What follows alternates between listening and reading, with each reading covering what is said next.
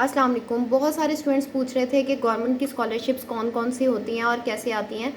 तो जी पूरे साल में ये स्कॉलरशिप्स अनाउंस होती रहती हैं, ये आपको देखना पड़ता है। टर्की की कुछ ये कुछ लिस्ट है जी स्कॉलरशिप्स की जो कि आती हैं, और मैं आपको ये दिखाना चाहती हूँ कि आपके पास कौन कौन सी गवर्नमेंट की स्कॉलरशिप्स हैं जो आती हैं और आपको उन्हें अवेल करना चाहिए। तो जी सबसे पहले मैं आपको बता दूं कि टर्की की स्कॉलरशिप आती है जी। टर्की की स्कॉलरशिप जो होती है जिसे बल्सलैरी कहा जाता है, फुली फंडेड स्कॉलरशिप होती है फॉर अंडर ग्रेजुएट्स के लिए या मास्टर्स के लिए और पीएचडी के लिए। और तकरीबन बहुत सारी फील्ड्स में जो है इनको ही करवाया जाता है, जैसे कि आप फिज़िक्स में हैं या आप नेचुरल साइंसेस में हैं या आप किसी भी बिज़नेस से या किसी भी आप शोबे से ताल्लुक़ रखते हैं, आप इसमें अप्लाई कर सकते हैं। इसके अलावा यूनाइटेड स्टेट्स की आती हैं full bright foreign student scholarships हैं। ये प्रोग्राम आता है और ये आपको स्कॉलरशिप देता है इंटरनेशनल स्टूडेंट्स को, और ये ग्रेजुएट लेवल पे दी जाती हैं। ठीक है, इसके अलावा जो है वो इनकी एक और फेलोशिप प्रोग्राम आता है जी, जो कि 1 ईयर का प्रोग्राम होता है, और ये आपके पास जो है वो ग्रेजुएट लेवल स्टडी होती है, प्रोफेशनल डेवलपमेंट अपॉर्चुनिटीज़ के लिए की जाती है। उसके बाद यूके आ जाता है जी। यूके में आपके पास जो है वो ट्विनिंग स्कॉलरशिप होती है जो कि फुल फंडेड स्कॉलरशिप होती है, और ये 1 ईयर का मास्टर होता है इन द यूके। ठीक है जी। इसके बाद आपके पास कॉमनवेल्थ स्कॉलरशिप है, ये भी यूके की ही स्कॉलरशिप है, और इस स्कॉलरशिप को अगर आप अवेल करें तो ये कॉमनवेल्थ कंट्रीज़ के लिए हैं जिसमें पाकिस्तान आता है, और आप इसको अवेल कर सकते हैं। कॉमनवेल्थ कंट्रीज़ में जितने भी कंट्रीज़ आती हैं वो इसको अवेल कर सकती हैं। ठीक है, ये मास्टर्स के लिए होता है, पीएचडीज़ के लिए होता है। फिर हमारे पास ऑस्ट्रेलिया की स्कॉलरशिप आती है। ऑस्ट्रेलिया की स्कॉलरशिप है जी ऑस्ट्रेलिया अवार्ड स्कॉलरशिप, और ये भी फुली फंडेड होती है तकरीबन एलिजिबल कंट्रीज़ के लिए, और इसमें पाकिस्तान जो है वो होता है।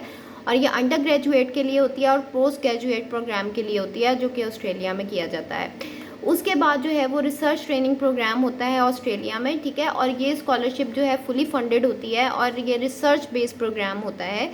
ठीक है, उसके बाद हमारे पास न्यूजीलैंड में आती है जी स्कॉलरशिप। न्यूजीलैंड की अगर स्कॉलरशिप की बात की जाए तो ये फुली फंडेड स्कॉलरशिप होती हैं और एलिजिबल कंट्रीज़ के लिए होती हैं। ठीक है, जिसमें अंडर ग्रेजुएट वाले भी अप्लाई कर सकते हैं और पोस्ट ग्रेजुएट मतलब पीएचडी मास्टर्स वाले भी अप्लाई कर सकते हैं न्यूजीलैंड में।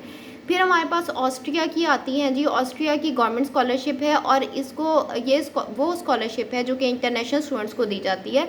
अंडर ग्रेजुएट, चाहे वो अंडर ग्रेजुएट हों, चाहे वो मास्टर्स हों या पीएचडी प्रोग्राम जो ऑस्ट्रेलिया में होता है, उनके लिए ये दी जाती हैं, ऑफ़र करवाई जाती हैं। इसके अलावा जो है वो अगर आप कोई भी मतलब करना चाहते हैं, कोई भी स्कॉलरशिप अवेल करना चाहते हैं, तो आपको विज़िट करना पड़ेगा इनकी वेबसाइट पे। इन कंट्रीज़ की वेबसाइट को आप विज़िट करें, और आप वहाँ से रिस्पेक्टिव कंट्रीज़ की जो वेबसाइट्स हैं, गवर्नमेंट एजेंसीज़ की जो वेबसाइट्स हैं, उनको विज़िट करें, और वहाँ पे आप इन स्कॉलरशिप्स को देख सकते हैं। इसके अलावा जो बहुत सारा क्वेश्चन पूछा जाता है जी कि हमें इन स्कॉलरशिप के लिए कौन कौन से डॉक्यूमेंट्स की रिक्वायर्ड हैं। हमें सीवी अपनी बहुत स्ट्रॉन्ग अच्छी सीवी जो है वो बनानी पड़ती है, ताकि वो सीवी जो कि अट्रैक्टिव हो। फिर उसके बाद आपके पास एजुकेशनल डॉक्यूमेंट्स हैं, जिसमें आपके पास रिकमेंडेशन लेटर होते हैं, जो कि आप अपनी यूनिवर्सिटी से जिन टीचर्स ने आपको पढ़ाया है वो आपको आप लेटर देते हैं जी कि ये बहुत अच्छे स्टूडेंट्स हैं, और इस तरह से पूरा एक लेटर होता है जिसमें उनके साइन होते हैं, और वो बहुत ज़्यादा चाहिए होते हैं। तकरीबन 2 आपके पास जो हैं वो रिकमेंडेशन लेटर लाजमी होने चाहिए। फिर आपके पास जो है वो पुलिस क्लियरेंस सर्टिफिकेट लाजमी होना चाहिए, या आपके पास इंग्लिश प्रोफिशेंसी सर्टिफिकेट, जिसमें आपके पास नंबर ऑफ़ टॉफल आ जाता है, आइल्स आ जाता है, आपके पास जो है वो पीटीई आ जाता है, जो कि कंप्यूटर बेस्ड आपके पास टेस्ट होता है। तो बहुत सारी स्कॉलरशिप्स में पीटीई भी मांगा जाता है, लेकिन आइल्स बहुत ज़रूरी होता है। अगर आप आइल्स कर लेते हैं तो आप आराम से ये स्कॉलरशिप्स को अवेल कर सकते हैं। इसके अलावा आपको जो है वो अपने एजुकेशनल डॉक्यूमेंट्स, जिसमें आपकी तमाम डिग्रीज़ आ जाती हैं, और आपकी मास्टर की, आपकी अगर आप पीएचडी के लिए अप्लाई कर रहे हैं तो आपकी मास्टर्स की डिग्री आ जाती है, आपकी बीएस की डिग्री आती है, मैट्रिक की आती है, एफएससी की आप आ जाती है, और आपके पास जितने भी आपने अगर कोई अवार्ड आपने विन किया हुआ है, या आपने कुछ भी आपने लिया हुआ है, या आपने कोई प्राइज़ विन किया हुआ है, तो आप उसको, या आपके पास कोई ऐसा एक्स्ट्रा सर्टिफिकेट है जो कि आपने कोई स्किल लिया हुआ है, तो आपकी वो सारी चीज़ें जो हैं वो एजुकेशनल डॉक्यूमेंट्स में आ जाती हैं। अब लेकिन इन एजुकेशनल डॉक्यूमेंट्स को आपको अटेस्ट करवाना बहुत ज़रूरी है, क्योंकि ये जो गवर्नमेंट की स्कॉलरशिप्स आती हैं ये बगैर अटेस्टेशन के एक्सेप्ट नहीं करती। तो आपको इसको अटेस्ट करवाना बहुत ज़रूरी है। तो हम किस तरह से इसको अटेस्ट कराएं? सबसे पहले आपको बोर्ड ऑफिस से अपनी मैट्रिक की और इंटर की अटेस्टेशन करवानी पड़ती है। अपनी जो आपकी सनद होती है जो आपको दी जाती है कॉलेज और आपकी कॉलेज से या आपके स्कूल से, आपको मैट्रिक और इंटर की सनद लेके जानी पड़ती है और वो फिर आपको टेस्ट करवाते हैं, आपके टेस्ट करते हैं। इसके अलावा आपको आईबीसीसी वो इनवेलप बना के देते हैं आपको बोर्ड ऑफिस वाले, और फिर आप उसको आईबीसीसी लेके जाते हैं। आईबीसीसी में आपकी अटेस्टेशन होती है। अब तो ऑनलाइन भी आप आईबीसीसी को भेज सकते हैं, कुरियर करवा सकते हैं और वो ऑनलाइन आपके घर पहुंचा देते हैं आपकी डिग्रीज़ को।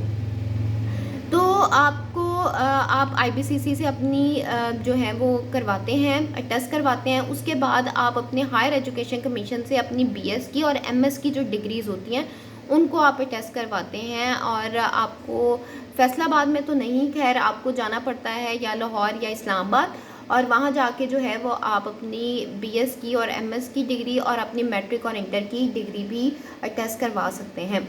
और अगर आप चाहते हैं कि आप फैसलाबाद में हैं या आप किसी भी ऐसी जगह पर हैं जहाँ पे आप नहीं लाहौर जा सकते और आप खुद नहीं आप जाना चाहते, तो आप इनको भेज सकते हैं, आप इन्हें कुरियर करवा सकते हैं इनके एड्रेस पे, और फिर वो आपको वापस कुरियर करवा देते हैं। और ये बहुत आसानी से आपको करवाते हैं और आपको इसमें कोई टेंशन नहीं होती। लेकिन आप एक बार याद रखिएगा, आपको एचईसी की जब भी बीएस की या एमएस की डिग्रीज़ करवानी होती हैं तो आपको उसके लिए सबसे पहले उनके पोर्टल पे अप्लाई करना पड़ता है।